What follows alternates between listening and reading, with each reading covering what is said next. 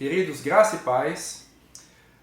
Hoje eu gostaria de trazer uma breve meditação no livro de Abacuque. O tema dessa mensagem, o tema dessa meditação é da angústia profunda para a adoração perseverante. É isso que nós podemos observar quando perpassamos todo o livro de Abacuque, os 3 capítulos de Abacuque. O livro começa dizendo que é uma sentença quer dizer peso, de fato é uma palavra dura, mas essa palavra dura não se inicia com a própria palavra de Deus a Abacuque. Na verdade é uma resposta que Deus estava dando para Abacuque às suas angústias, às suas ansiedades, aquilo que ele estava vendo. É justamente isso que diz o texto, a partir logo do verso 2 do capítulo 1, quando ele diz: até quando, Senhor, clamarei eu, e tu não me escutarás? Gritar-te-ei violência, e não salvarás. Então, quando nós observamos esse texto, nós podemos dizer que Abacuque é como se nós estivéssemos assistindo o telejornal ou lendo um canal de notícias e vendo todas aquelas barbaridades, todas as violências, todas as injustiças, os ricos dominando com os mais pobres, a justiça sendo torcida, o suborno levando vantagem sobre aqueles que são honestos e prejudicando aqueles que realmente necessitam. Então essa era a angústia do coração de Abacuque. Abacuque, realmente, o texto aqui nos mostra como estava o seu coração. Ele fala em gritar, ele fala em clamar, ele diz realmente ao Senhor: até quando, Senhor, o Senhor vai me fazer ver essas coisas? Às vezes o nosso coração também está cansado, está angustiado de ver tantas coisas acontecendo, tantas dificuldades, tantas situações angustiantes, seja que nós vemos, seja que nós estejamos passando. E o texto vai nos mostrar algumas coisas que podemos aprender com Abacuque.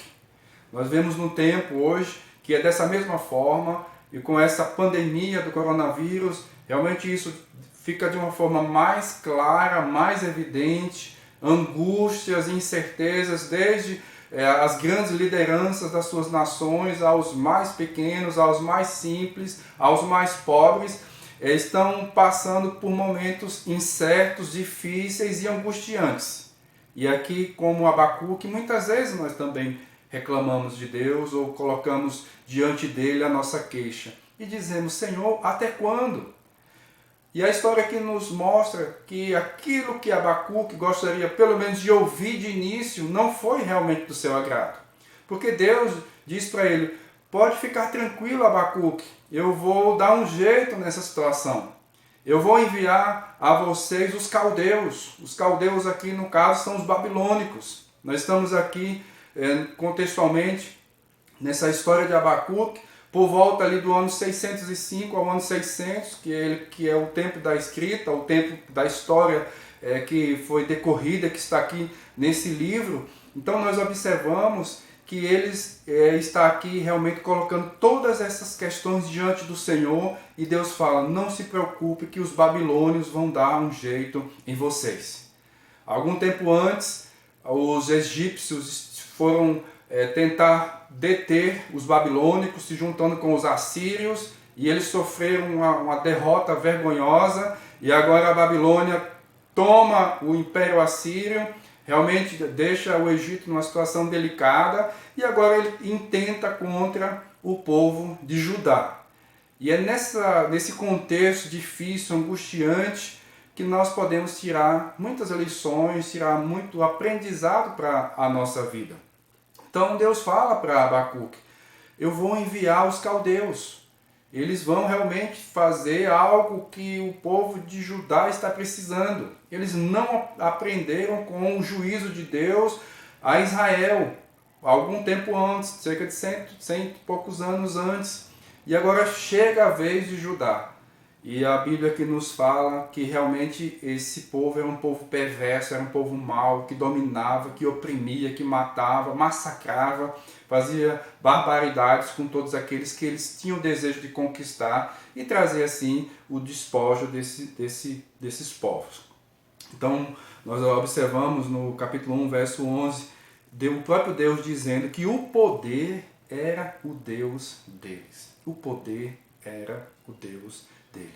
E na sequência, aqui ainda no capítulo 1, nós vemos Abacuque intercedendo a Deus. Ele fala, mas Senhor, como pode? O Senhor tem os olhos puros, que não pode ver a maldade. E muitas vezes nós também colocamos essas indagações, essas angústias, essas dificuldades que ficam dentro dos nossos corações. E esquecemos, queridos, que em tudo Deus tem um propósito. E uma outra coisa importante que vimos aqui nesse texto, em tantas outras histórias bíblicas, é que tudo tem o tempo do Senhor. Deus não vai deixar de cumprir os seus propósitos. E no capítulo 2, é algo que nós achamos também maravilhoso, porque se no capítulo 1 nós vemos aqui uma sentença da parte de Deus, trazendo juízo para com Israel, uma palavra dura, uma palavra pesada. No capítulo 2 eu acho aqui também maravilhoso, porque o profeta ele se coloca agora na torre de vigia. Ele vai esperar em Deus. Ele já colocou as suas indagações, as suas angústias, né, aquilo que ele estava vendo, que trazia aflição, que o fez clamar, que o fez gritar diante de Deus, ou a Deus, a sua necessidade, tudo aquilo que ele estava vendo. E ele fez a coisa mais correta que qualquer cristão deve fazer nesses momentos, que é ir para a torre de vigia, que é se colocar num lugar onde ele pode orar e assim esperar em Deus. E o capítulo 2, nós podemos dizer que é a visão de Deus. Deus fala, escreve a visão, coloca num lugar onde todas as pessoas podem ver. Ou seja, se fosse no tempo de hoje, nós chamaríamos isso de outdoor. A gente passa na estrada vários outdoors, justamente trazendo as suas propagandas, e Deus estava dizendo isso para Abacuque. Escreve, melhor dizendo, numa tábua, tudo aquilo que eu quero que as pessoas vejam. E aqui na sequência, eu acho muito maravilhoso no verso 4, capítulo 2, verso 4, quando Deus diz, eis o soberbo, a sua alma não é reta nele, mas o justo viverá por fé. Eis o soberbo, a sua alma não é reta nele, mas o justo viverá por fé. E esse texto, queridos, eu acho que é a coisa mais preciosa que nós podemos tirar desse livro todo de Abacuque. Ele é citado, por exemplo, em Romanos, no capítulo 1, verso 17, que é o tema da carta aos Romanos, dizer que não é por obras, não é por descendência religiosa, não é por sua religiosidade ou qualquer coisa nesse aspecto, mas a salvação é unicamente pela fé na obra de Cristo. Gálatas, no capítulo 3, Paulo novamente cita esse texto, falando contra aqueles que queriam judaizar, ou seja, trazer questões da lei para serem observadas com vistas à salvação. E lá também no livro de Hebreus, no capítulo 10, versos 38 a 39, o autor do livro ele também cita novamente esse verso, que foi pronunciado pela própria boca de Deus, registrado por Abacuque. Mas o justo viverá por fé. E aqui, amados, na sequência, Deus traz 5 ais para os caldeus, para os babilônicos, dizendo tudo aquilo que eles faziam e que iam também padecer do julgamento do próprio Deus. Finaliza esse livro com o capítulo 3, agora mudando totalmente de tom com relação ao início do livro, que é uma parte mais de angústia, de descrever a situação da alma, a situação existencial do profeta.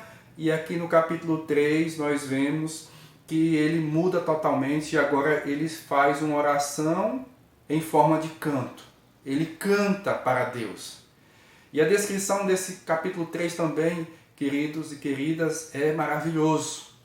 Porque no verso 2 é como se fosse uma pequena introdução. Ele diz, tenho ouvido, ó Senhor, as tuas declarações e me sinto alarmado. Aviva a tua obra, ó Senhor, no decurso dos anos, faze-a conhecida. Na tua ira, lembra-te da misericórdia. E a partir do verso 3 até o verso 18, nós vemos aqui uma descrição que nós chamamos isso de teofania. Querendo dizer para nós o seguinte: Deus é aquele que pode ser perceptível, a linguagem é visível, é a linguagem do livro, por exemplo, de Êxodo, com todas aquelas visões, com todas aquelas aparições de Deus na coluna de fogo, na coluna da nuvem, né, Deus se manifestando, né, a teofania quer dizer justamente isso, são aparições visíveis de Deus, é Deus cavalgando, é Deus reinando, Deus demonstrando realmente todo o seu poder e toda a sua autoridade. E no final aqui desse capítulo 3, especialmente do verso 17 até o verso 19, é algo também que nos chama a atenção quando nós percebemos como Abacuque começou, fazendo a sua queixa diante de Deus. E o texto aqui nos fala: ainda que a figueira não floresça, não haja fruto na vide, o produto da oliveira minta, e os campos não produzam mantimento, as ovelhas sejam arrebatadas do aprisco, e nos currais não haja gado. Todavia eu me alegro no Senhor, exulto no Deus da minha salvação. O Senhor Deus é a minha fortaleza, e faz os meus pés como os da coça, e me faz andar altaneiramente.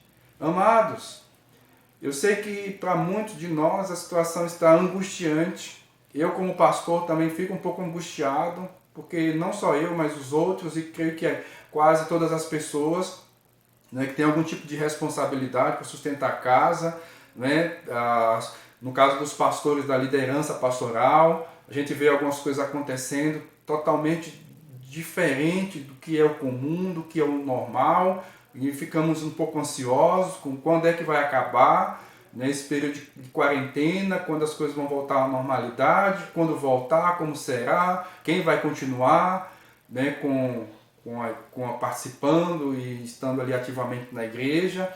Então essas e outras coisas trazem muitas angústias no nosso coração. E as respostas de Deus nem sempre são aquelas que nós queremos.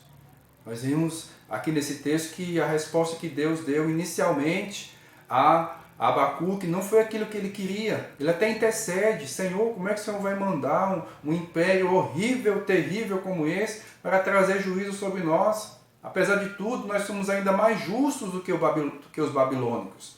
E Deus responde: não se preocupe, nós vamos dar um jeito na Babilônia. Até mesmo quando a gente vê no decorrer dos livros bíblicos do Antigo Testamento, livros proféticos, ou até mesmo os livros de Reis e Crônicas, vimos ali que Deus vai mandar o Império Medo, vai mandar o Império Persa, e no final o Império Grego vai dominar sobre o Império Persa, e aí vem o Império Romano, e assim as coisas vão acontecendo conforme os propósitos de Deus. Então às vezes nós não temos as respostas, nós não sabemos por que Deus age dessa forma. Uma coisa é certa, amados: nós precisamos colocar os nossos corações, as nossas vidas na presença do Senhor. Faça como Abacuque, vá para a sua torre de vigia, vá orar, vá aguardar no Senhor. Eu tenho certeza que a sua mente vai ser transformada, a sua mente vai ser renovada, porque Deus ele não muda. Como nós não sabemos as coisas, Deus já sabe tudo do início até o fim, né? Já está até tudo descrito no livro de Apocalipse, o que vai acontecer no futuro. Deus sabe de tudo, todas as coisas vão acontecer conforme a sua vontade soberana. Então se alguém precisa ser mudado, somos nós mesmos. Que o nosso pensamento, as nossas emoções, tudo aquilo que possa estar trazendo angústia à nossa alma, realmente seja transformado pela compreensão de quem é Deus.